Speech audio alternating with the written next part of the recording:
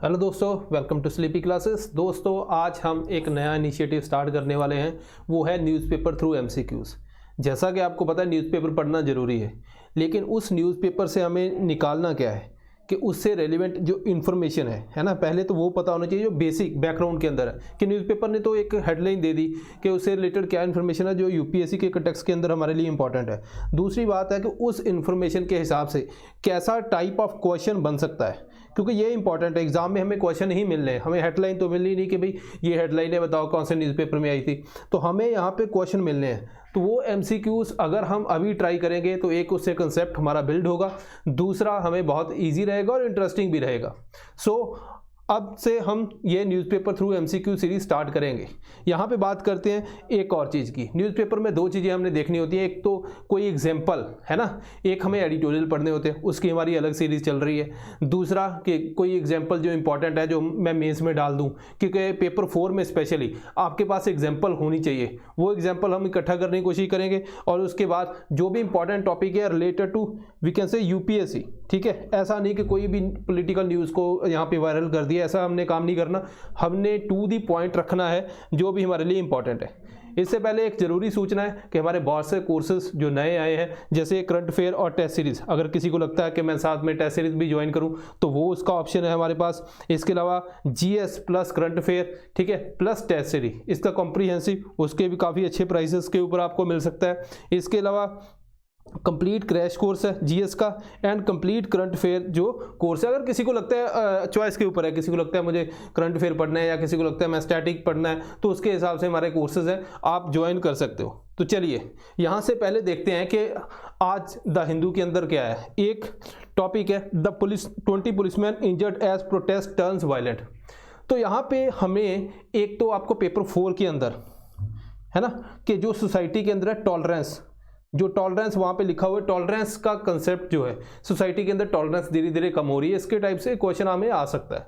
तो वहाँ पे आपने एग्जांपल लिखनी है ये। दूसरा कि जो एडमिनिस्ट्रेशन है वो कैसे हैंडल करती है, उसके कंटेक्स्ट के अंदर भी आप लिख सकते हो। रिसेंटली यहाँ पे वायलेंस हुआ जिसकी वजह से पुलिसमैन भी इंजर्ड हुए हैं, तो वो आपने थोड़ा सा एक एग्जांपल वहाँ पे कोड कर सकते हो।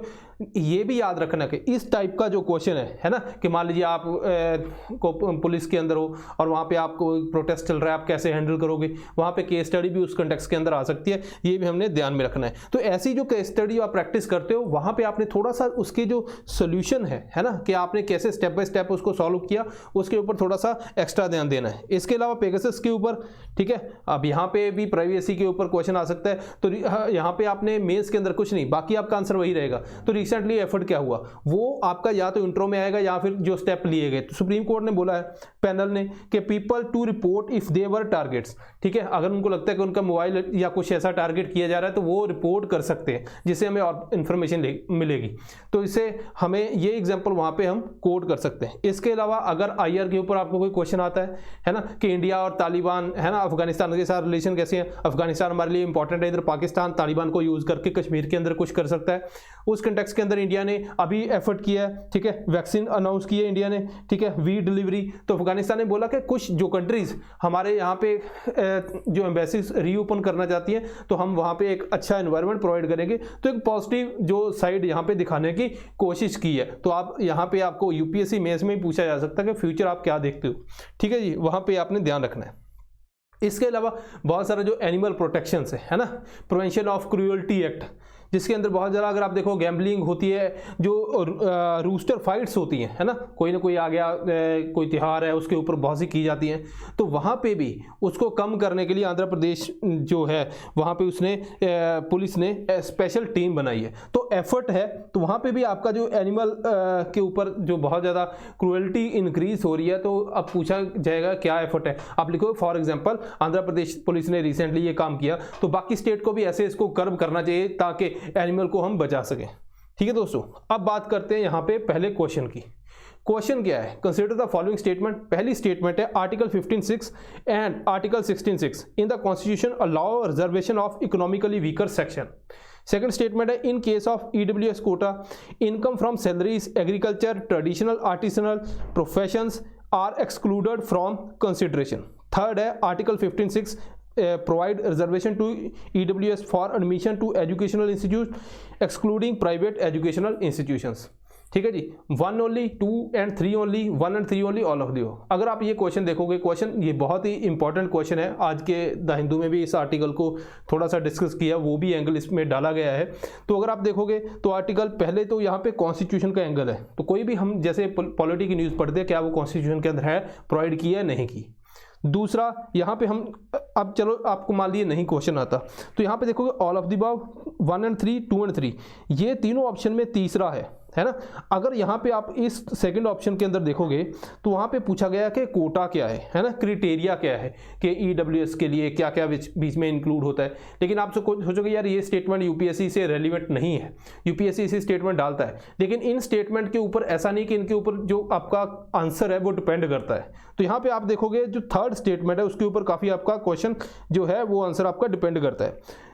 यहाँ पे लिखा है article 15(6) provide reservation to EWS for admission to educational institutions excluding private educational institution. तो एक्सक्लूडिंग जो टर्म है वो हमें पता है कि यहाँ ये इंक्लूड है, तो ये तो एक ऐसी बेसिक टर्म है जो आपको पता होनी चाहिए।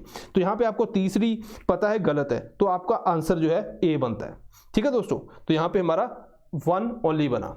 ठीक है जी, यही चीज़ है, यहाँ पे ध्यान आपने रखना है कि यूपीएससी के अंदर ऐसी स्टेटमेंट आती है, इसीलिए डाली गई है कि आपको कुछ लगता है कि यार इररेलेवेंट है, पता नहीं क्या पूछ लिया, क्राइटेरिया इसके अंदर है या नहीं, हम इसके ऊपर दिमाग लड़ा रहे हैं। इससे अच्छा जो स्टेटमेंट है थर्ड के बेस के ऊपर आपका आंसर निकलना था। तो यूपीएससी भी कई बार ऐसा चाहती है कि ये स्टेटमेंट आपको पता होनी चाहिए। चलिए इस टॉपिक को और आसान करते हैं।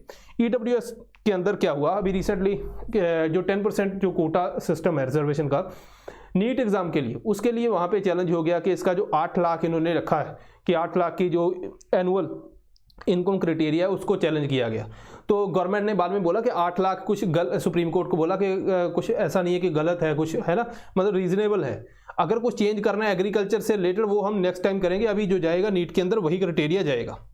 इसी आर्टिकल में द हिंदू के अंदर आपको EWS और OBC को कंपेयर किया है। वहाँ पे जो रिप्लाई किया गया उसके अंदर उन्होंने बोला कि आप EWS और OBC को कंपेयर नहीं कर सकते। क्यों नहीं कर सकते? EWS का जो क्राइटेरिया है वो है एक जो जैसे मान लीजिए इस साल एडमिशन लेनी है, लास्ट फाइनेंशियल ईयर का जो भी इनकम स्टेटस है उसके हिसाब से। क्रीमी लेयर जो OBC के अंदर है वहाँ पे ग्रॉस एनुअल ली जाती है लास्ट 3 साल की। ठीक है जी, इसके अलावा OBC जो क्रीमी लेयर है वहाँ पे इनकम जैसे सैलरी से होगी, एग्रीकल्चर, ट्रेडिशनल, आर्टिसनल, प्रोफेशनल, वो एक्सक्लूड की गई है। ठीक है, लेकिन जो आपका EWS है इसके अंदर काफ़ी इनकम जो इंक्लूड की जाती है। तो ये जो मेजर क्राइटेरिया है इसके ऊपर भी आपसे क्वेश्चन बन सकता है। ठीक है, तो हम हर एक टाइप के क्वेश्चन तो नहीं कर सकते, एक टाइप का हो गया, उसके बाद मैंने आपको इंपॉर्टेंट बता दिया कि कौन से अपने पॉइंट को हिट करना है जिससे हमें मार्क्स मिल सके और हमें याद रखना है। अब ये लेके आए EWS कॉन्स्टिट्यूशनल 103 अमेंडमेंट। मुझे बताना है, यहाँ पे हमने बात की 15 और 16 आर्टिकल की, जहाँ पे आपको एजुकेशनल इंस्टीट्यूशन एंड एम्प्लॉयमेंट के ऊपर रिजर्वेशन दी गई। आपने ये बताना है एजुकेशनल एंड एम्प्लॉयमेंट। ठीक है जी, ये कौन सी लिस्ट में है, स्टेट लिस्ट में है, कंकरेंट लिस्ट में है, यूनियन लिस्ट में है, किस में है, ये हमने ध्यान में आपने रखना है। ठीक है जी, आर्टिकल 15(6) ये रिजर्वेशन प्रोवाइड करता है, मैंने आपको बताया including private educational institution except और other than minority educational institution. यहाँ पे भी आपसे क्वेश्चन एक और बनता है, उसी स्टेटमेंट को घुमा के ये स्टेटमेंट भी बन सकती है, ये भी आपने ध्यान रखना है।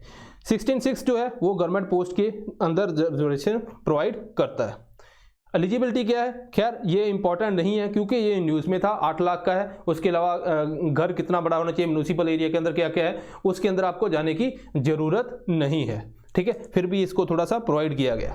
नेक्स्ट क्वेश्चन देखते हैं, consider the following statement in context to national population register. ये भी आज के द हिंदू न्यूज़पेपर में आया है। फर्स्ट स्टेटमेंट है, it is being prepared under provision of citizenship act and citizenship rules 2003। Second है, it is mandatory for every usual resident of India to register in NPR.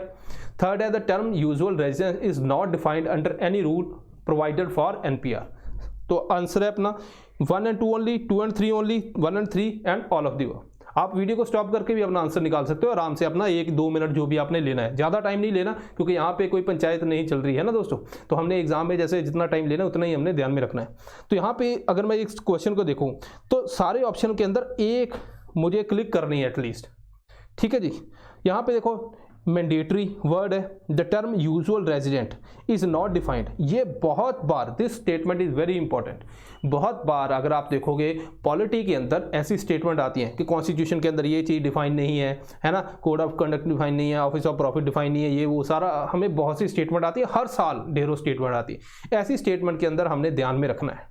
तो यहाँ पे अगर आपको थर्ड स्टेटमेंट का पता है सही है या नहीं, ठीक है, तो अपना आंसर वहाँ पे निकल जाएगा। सो बेसिकली यूजुअल रेजिडेंट अगर आप देखोगे मैंडेटरी है कि usual resident of India to register, कि जो यूजुअल रेजिडेंट ऑफ इंडिया है उसको रजिस्टर करना मैंडेटरी है, ये बोल रही है सेकंड स्टेटमेंट।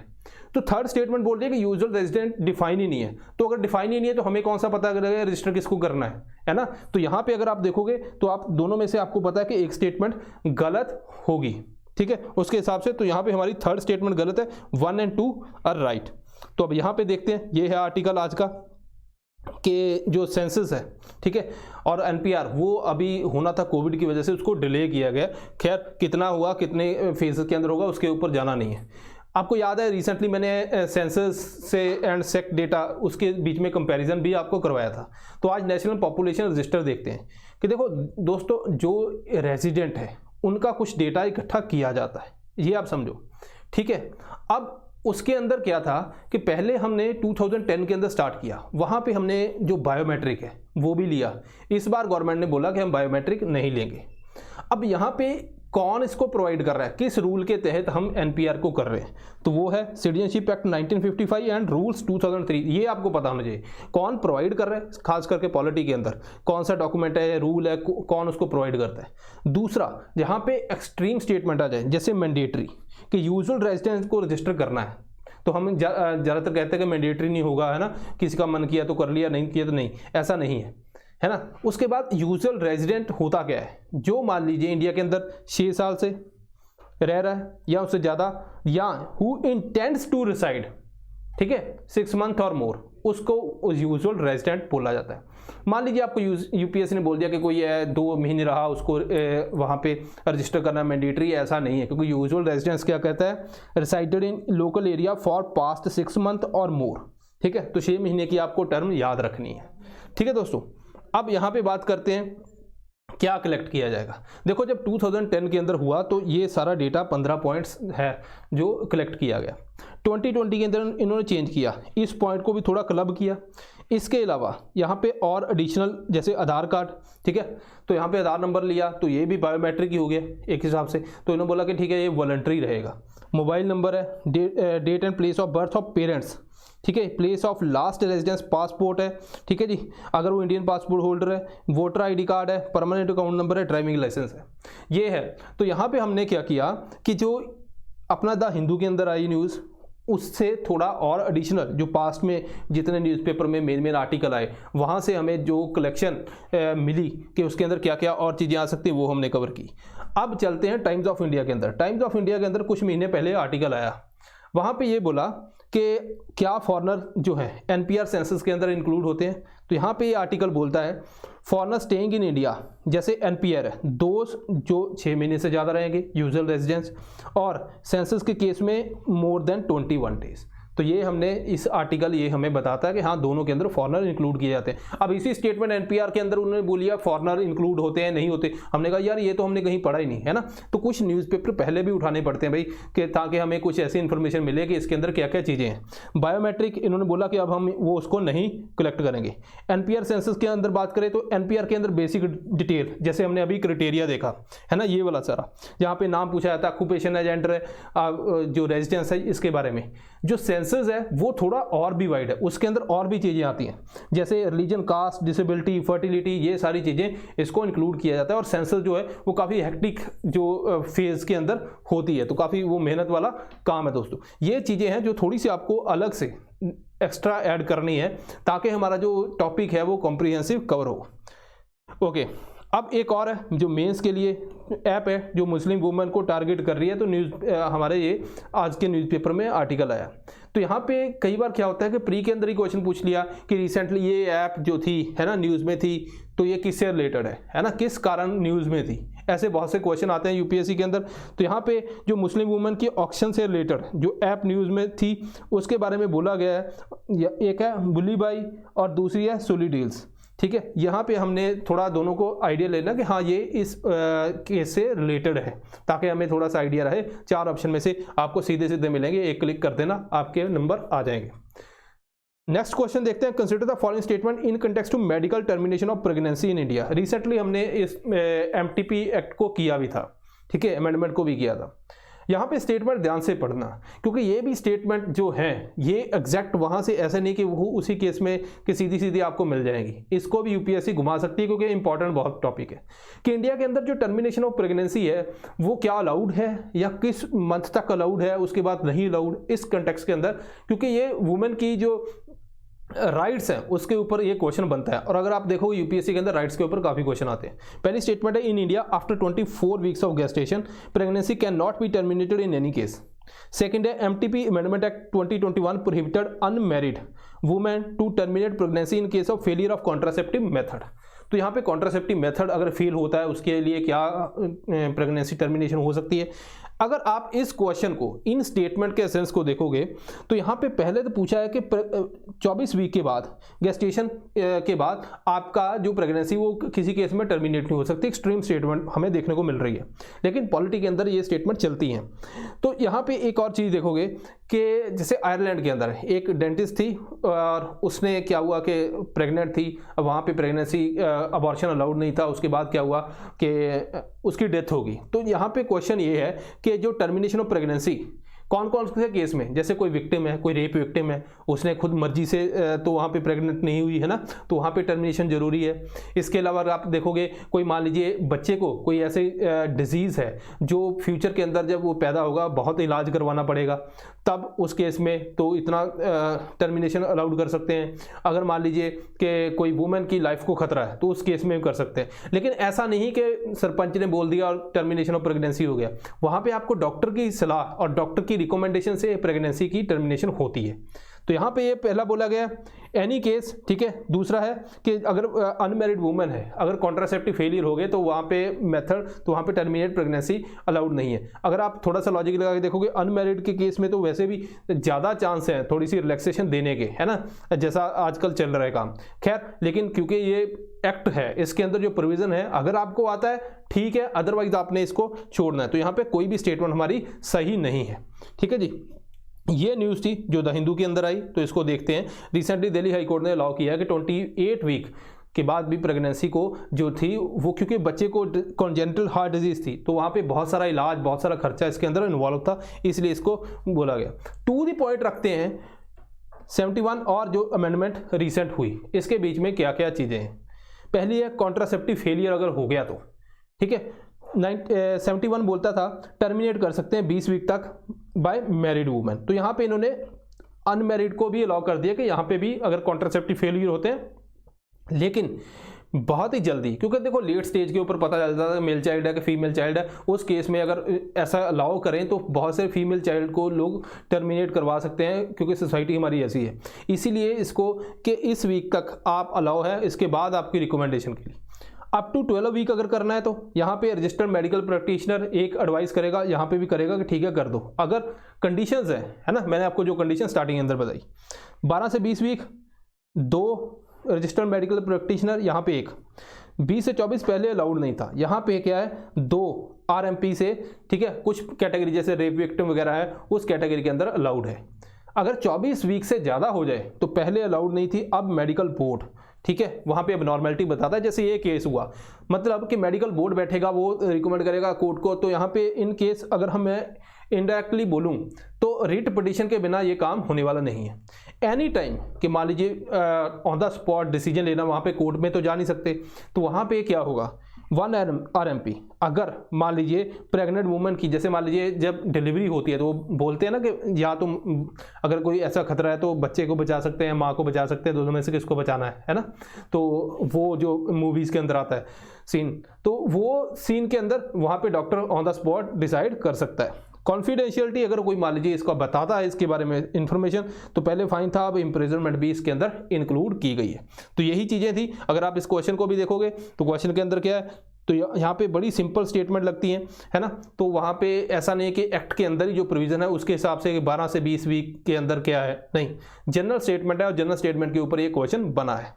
नेक्स्ट क्वेश्चन देखते हैं दोस्तों, which among the following is और are correct in context to criteria for declaring open defecation plus free plus ODF plus villages under Swachh Bharat mission.